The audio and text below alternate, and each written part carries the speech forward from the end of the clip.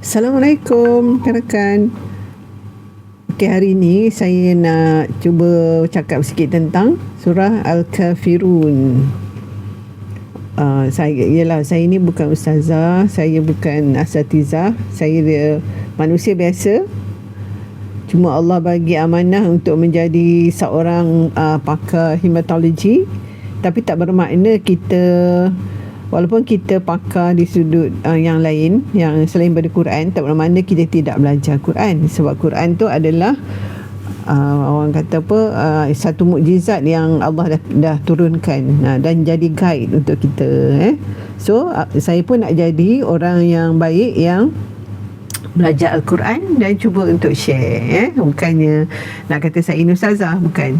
Okey, apa kelebihan surah Al-Kafirun? Ini pun surah yang selalu juga saya baca, sebab kita pun biasa dengar imam-imam suka baca surah ni. Apa kelebihan dia? Ada hadis, saya cek dululah, memang saya pernah dengar hadis ni dan saya cek, dia adalah hadis ni saya bacakan. Fadilat surah Al-Kafirun, seperti sabda Rasulullah sallallahu alaihi wasallam, sesiapa yang membaca surah Al-Kafirun, maka bandingannya seperti membaca 1/4 daripada Al-Quran. Okey, dan di samping terlepas dari syirik, terjauh dari godaan syaitan, dan terlepas daripada peristiwa bencana yang mengejutkan. Ini hadis riwayat At-Tirmizi. Okey, jadi pentinglah kan.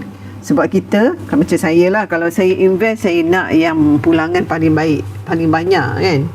Okey, so hari ni kita akan cuba untuk memaknakan surah Al-Kafirun. Dan saya akan cuba cari yang di kat internet ni, apa ni orang kata, bahasa Arab, yang bahasa Arabnya sahaja.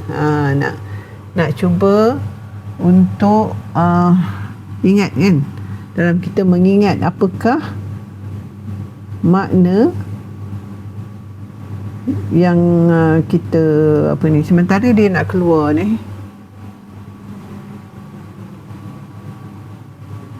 Okey, yang ni okey kan, yang ni tak ada